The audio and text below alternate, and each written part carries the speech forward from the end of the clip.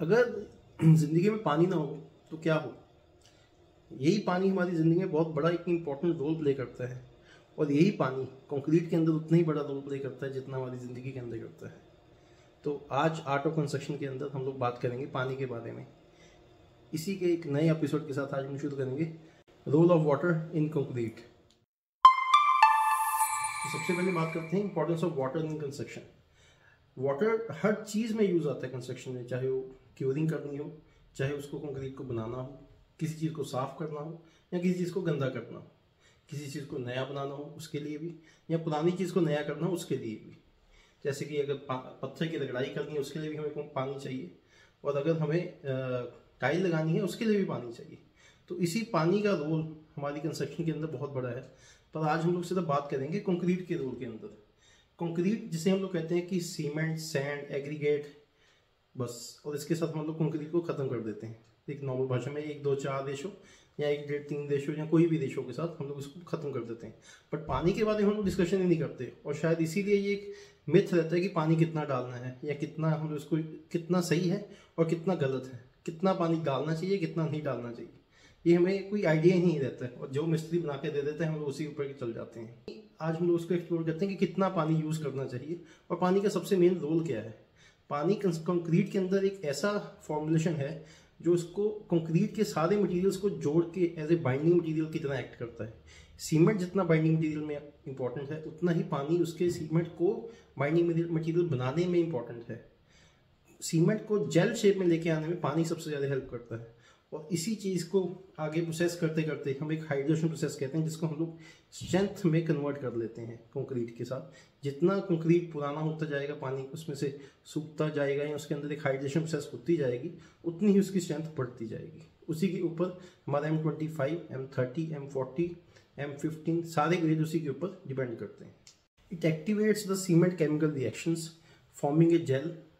एक जेल की तरह ये बन जाता है सीमेंट के साथ मिक्स होके, जिसको उसी मटेरियल को जब वो इकट्ठे मिल जाता है तो हम उसी प्रोसेस को हाइड्रेशन प्रोसेस कह देते हैं। एक पहला स्टेप इसका ये हो जाता है। सेकंड स्टेप, अगर इसकी क्वांटिटी बिल्कुल सही नहीं है और हम लोग अगर इसकी पानी की क्वांटिटी सही नहीं है, चाहे हमारी सीमेंट की क्वांटिटी जितनी भी है, हम लोग एक डिजायर्ड स्ट्रेंथ नहीं अचीव कर सकते। ये इसका एक पानी का रोल है कंक्रीट के अंदर। दूसरा, पानी की प्रॉपर्टीज़ क्या होनी चाहिए कि हम लोग जो कंक्रीट के अंदर यूज़ करेंगे या नॉर्मली हम लोग साइड पे कैसे यूज़ करेंगे, इसको कैसे पता करेंगे। पानी के अंदर 3 चीज़ें सबसे इंपॉर्टेंट हैं, उसकी क्लीनलीनेस, उसका pH वैल्यू, और थर्ड उसका टेम्परेचर। क्लीनलीनेस ऐसे कि जो पानी हम लोग पी सकते हैं बस वही पानी हम कंक्रीट में डाल सकते हैं। एक सिंपल सा फंडा है। अगर आप जिस पानी को साइड पे खड़े होकर पी सकते हैं उसी पानी को हम लोग कंक्रीट के अंदर डाल सकते हैं। ना तो हम लोग समुद्र का सॉल्टी वाटर पी सकते हैं और ना ही हम लोग उसको कंक्रीट के अंदर डाल सकते हैं। एक सिंपल सा फंडा यही है। सेकंड, उसकी pH वैल्यू आ जाती है। जो pH वैल्यू है वो 6.5 से लेकर 8.5 तक होनी चाहिए, जो उसकी लॉन्ग टर्म जो डैमेज है कंक्रीट का स्टील को, उसको ये सीमित करता है कि किस तरीके से उसको बचा के रख सकते हैं। थर्ड है उसका टेम्परेचर। ना तो हम लोग बहुत ही ज़्यादा गर्म पानी पी सकते हैं और ना ही हम लोग बहुत ज़्यादा ठंडा पानी पी सकते हैं।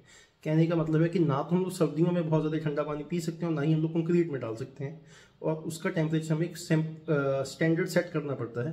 और जैसे गर्मियों में हम लोग बहुत ज़्यादा गर्म पानी नहीं पी सकते या गर्म पानी ही नहीं पी सकते, उसी तरीके से हम लोग गर्म पानी को कंक्रीट के अंदर नहीं डाल सकते गर्मियों में। और फिर पानी का रोल आ जाता है कंक्रीट के अंदर कैसे होता है। इसमें भी फिर से 3 चीज़ें हैं, concrete mixup, compaction and curing. ये तीनों चीज़ों में पानी यूज़ आता है। तो कंक्रीट मिक्सअप में किस तरीके से यूज़ आता है।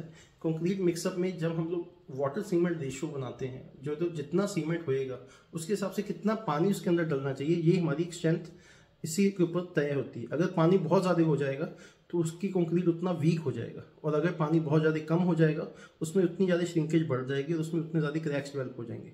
बट कितना पानी यूज़ किया जाए, सिंपल सा थंब रूल है कि अगर 50 kg बैग है तो 0.5 मतलब उसका पानी होना चाहिए, मतलब कि आगे 25 लीटर पानी उसके अंदर यूज़ होना चाहिए, जिसका बिल्कुल अच्छा से कॉम्पोजिशन बन जाएगा। सेकंड आगे क्यूरिंग। क्यूरिंग के अंदर हम लोग जितना पानी हमें कितनी देर तक खड़ा करना है और कैसा पानी हम लोग यूज़ कर सकते हैं। क्यूरिंग का पानी सीमेंट के अंदर नहीं जाता, वो सिर्फ उसकी जो अंदर का पानी है उसको बाहर आने से रोकता है, उसका एक टेम्परेचर मेंटेन करके रखता है।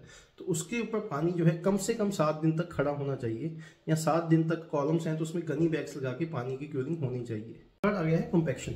जब हम लोग कंक्रीट बनाते हैं, अगर उसमें पानी की क्वांटिटी बिल्कुल सही है तो वो उसका रोल इस तरीके से है कि वो उसके अंदर जितने भी एयर वर्ड्स होंगे उसको बिल्कुल कम कर देगा, और एकदम खत्म तो नहीं कर सकते बट उसको एक उतना ही कम कर देगा। वाटर सीमेंट रेशियो के ऊपर डिपेंड करता है कि हमें कितना कम करना है, उतनी ज़्यादा हमारी स्ट्रेंथ उसके साथ आती रहती है। सेकंड उसकी है, उसकी डेंसिटी को इम्प्रूव करता है और उसकी ड्यूरेबिलिटी को भी इम्प्रूव करता है। जितना हमारा कंक्रीट की लाइफ उसके पानी के कंटेंट के ऊपर प्ले करती है, जितना उसका पानी का कंटेंट बिल्कुल सही रहेगा उतनी उसकी लाइफ लॉन्ग टर्म होएगी। 100 ईयर्स, 150 ईयर्स, 200 ईयर्स, या हमारी 50 ईयर्स या 20 ईयर्स, उसी के ऊपर डिपेंड करेगा। जितना पानी का हमारा रोल गलत होएगा उतना ही हम लोग उसकी स्ट्रेंथ को गेन या सही कर पाएंगे या गलत कर पाएंगे। एडवांस अगर इनसाइड हम लोग बात करें तो ड्यूरेबिलिटी 100% डिपेंडेंट है पानी के ऊपर, उसका रेशो, उसकी मिक्स के ऊपर, किस तरीके से हमने उसको मिक्स किया है और किस रेशो में मिक्स किया है, ये दोनों पे डिपेंड करती है।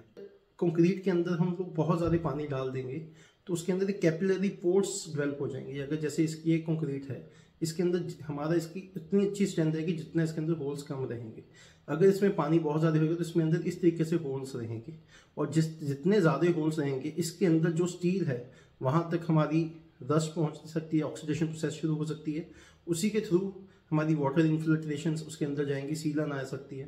पानी के बीच, हम लोग कहते हैं कंक्रीट के बीच में से भी पानी आगे बढ़ रहा है, जो सीलन आगे बढ़ रही है उसी की वजह से हो सकता है।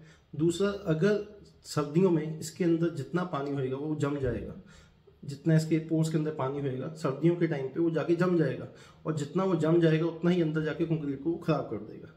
इसी चीज़ के थ्रू जितना हमारी एरिया में या किसी भी एरिया में जितना उसके केमिकल एयर्स में केमिकल रिएक्शन होएगा, जितना कैपिलरीज होएंगी उतना ही उसके अंदर जाके वो केमिकल रिएक्ट करेगा, और हमारे स्टील उतना ही जल्दी खराब हो जाएगा, और कंक्रीट को उतना ही जल्दी वो खराब कर देगा। That's why monitoring the water cement ratio is very important in the modern construction. तो इसी के ऊपर आपको जरूर ध्यान रखना चाहिए कि आपकी कंक्रीट के अंदर पानी किस मात्रा में जा रहा है और किस तरीके से जा रहा है, इसको हम हमेशा जरूर ध्यान दें। पानी एक अनसंग हीरो है कंक्रीट का, जिसके बारे में कोई बात नहीं करता है, बट सबसे इम्पोर्टेंट जो रोल प्ले करता है वो पानी ही कंक्रीट के अंदर करता है एज ए हीरो, और जो बैकग्राउंड में रहता है और जो आगे नहीं आता है। अगर आपको इन्फॉर्मेशन अच्छी लगी हो तो मेरे को आप अपने कोई भी क्वेरीज हो आप मेरे को डायरेक्टली मैसेज भी कर सकते हैं, मेरे को कमेंट भी कर सकते हैं, मैं उसका पर्सनली हर एक चीज़ का रिप्लाई जरूर करूँगा।